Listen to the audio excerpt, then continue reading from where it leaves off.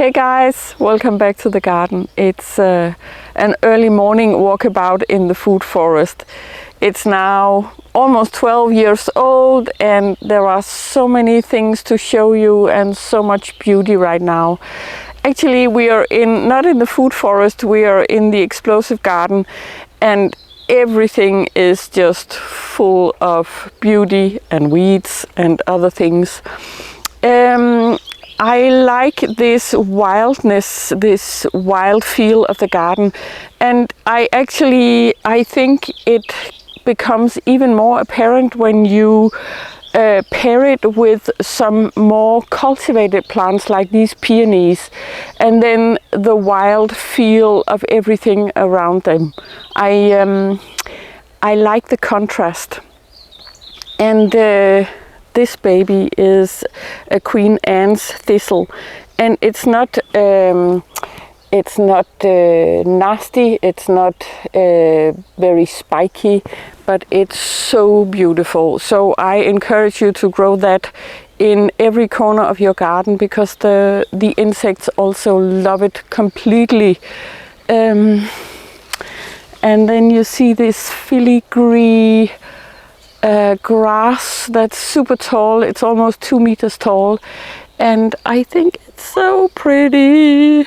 So pretty. I don't remember the name, something gold, I think. Lots of silene, and they are actually later this year because earlier some deer took off most of the buds, but they have regrown and now they are flowering and so beautiful. I love how the garden changes every week. It's something new. So this beautiful blue is a sage, loved by insects and by me equally, and behind it these delicious martagon lilies, and these are edible, of course, and completely delicious. Very sort of juicy, succulent, flowery. I really like them. And I saw this love affair going on. Maybe you can see it. It's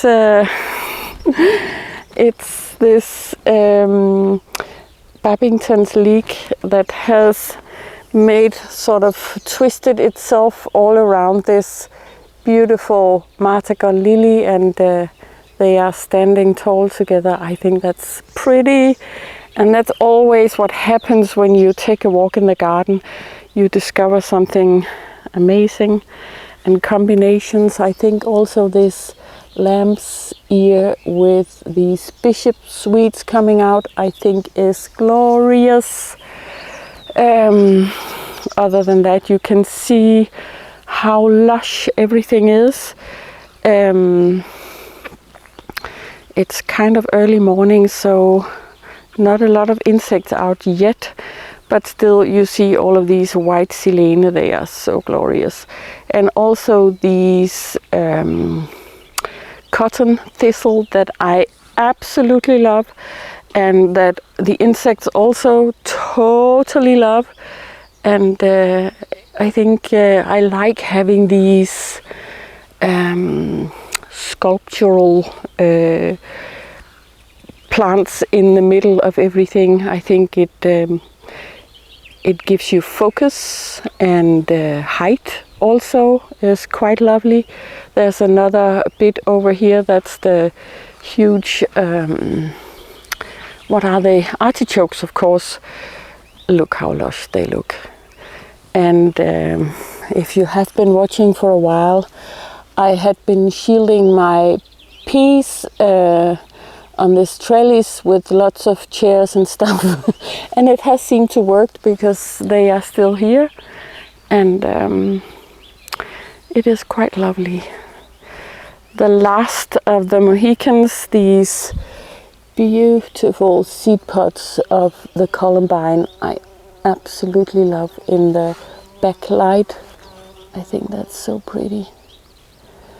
And actually also I'm in love with grasses. I think they are so glorious. And this grass, actually, now talking about grasses, this is tufted hair grass. And I think it is so elegant. It's not spreading a lot, but actually thriving okay in this garden. So there you have it. Things are constantly changing and new shapes and colors are coming out.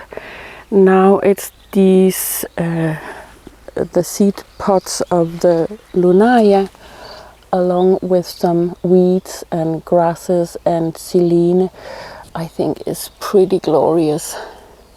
Well, actually someone just told me that these are called Honesty in English also, so maybe it's better if I remember that. I'll try. I'll take you through to the actual food forest. But look at how the light is filtering. I mean, what's not to love? But you can see I'm going under in weeds, but that's the way it is this year. Nothing I can do about it. And here we are in front of the food forest with these two big beds that I made. But I actually wanted to show you this along the fence of the lilacs that are growing here. Last year I put I had some extra compost, so I just made a pile along here, and then I planted lots of foxgloves and some leonoros and lots of hellebores, and I think it's looking so lovely. Much more interesting actually than just the fence. So I'm hoping you can see this lushness and how easy actually it is to create more. More is always better in a garden. This bed is also pretty amazing. I hope you can see this foxglove. It's so pretty. And also lots of birds. I think they might be some of my favorite flowers. And the bumblebees love them, and you can always see their little bums sticking out. I think that's so cute. And there's my cat. Meow. Molly, she's called. She's very much a food forest cat. So every winter she moves out of the house and into the food forest. Not every winter, but every spring, of course, after winter. Well, actually, there's maybe if you have been following the channel, you know we had a very late frost and my dead man's finger was completely fried. But a quick show of how much resilience is in nature. So actually I think it looks better than before the frost, more buds, so it's like a survival mechanism maybe. So I think actually it's looking pretty amazing. It goes very well with the motto of this household is good luck, bad luck, who knows. And so it's only, we can only see what happens when it happens. And look at these, the gate with all the roses that are coming out right now. And we are inside the food forest. Lovely light, lovely lushness. 12 years old. I want to show you my Tuna sinensis. When you go up like this, you really get a feel of how big it actually is. I think that's maybe 10 years old, and it's so delicious. And I think also my stacking is starting to work better and better. Maybe you can see how these these kiwis are growing up into the Tuna sinensis, and it's growing on the fence. And I think that's happening in many other places in the garden. So it takes a while, I think, for this stacking to happen or to truly come into fruition, but that's okay. And I wish I could export the smells to you, but unfortunately not. It's not possible, but maybe the beauty you can see. I want to show you this, the rose that is as tall as this fig we are growing here, and this also has, the fig is also becoming a trellis for these kiwis, and I'm sort of keeping an eye on it because I think it could take over, and maybe the fig needs a hand. And here we have the beauty of this. Oh, maybe let me get out of the light. So pretty. These roses, they smell so amazing. And here's the pathway. Can you see how much it's disappearing? Oh my god, I have a group coming and I really need to clear some more pathways, but I love it. And these roses are also so delicious. So many. But of course they are not, I mean, I should move this rose, but I can't, so I might move other things.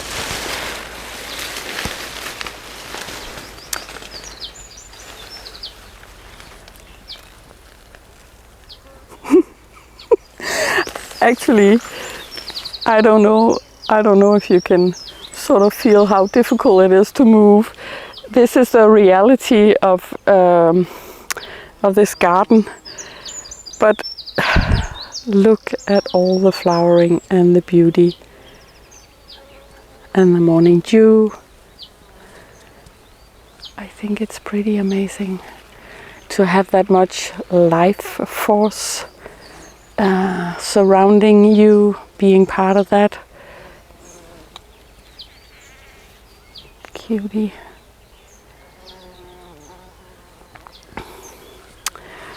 Also, this is a China rose.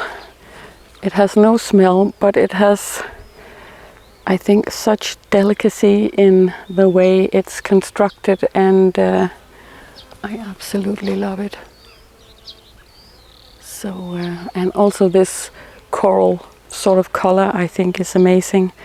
Lots of geraniums are flowering now, and I don't know, maybe I can show you, I mean, the details in these flowers, I think is so touching. Just this blue with the green is so pretty.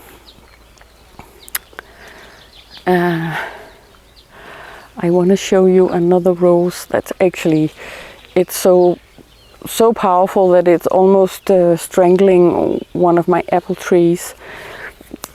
But hey, we've got so many apples, so I'll see if they can coexist.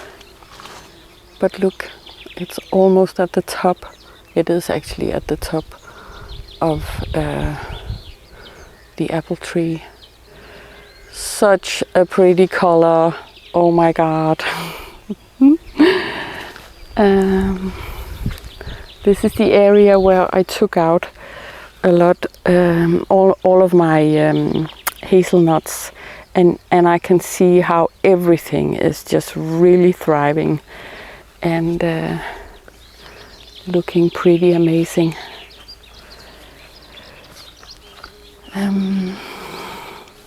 We've had an unusual amount of rain for what we have usually in spring, so everything is lush, including the weeds, but especially the roses are looking super healthy. So I am enjoying that. a lot. But would you look at this? I'll try to show you. This is supposed to be a pathway. I gotta do something about this. I think I try to take stuff out all the time, but actually, no, it's overgrown all the time. But it's a jungle cruise. This.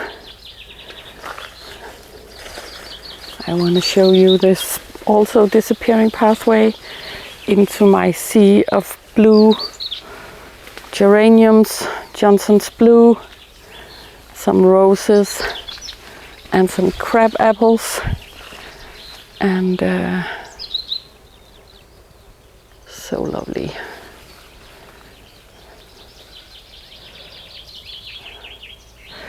I don't know, I think actually I can see some long-term damage from the waterlogging that happened for a couple of months. Some parts of the garden was underwater, so I can actually see that some things are not really thriving, and some dead branches and stuff. So I think that's normal. I mean, nature is able to handle a lot of extremes, but maybe not all the time. And 2 months of waterlogging, that's a lot.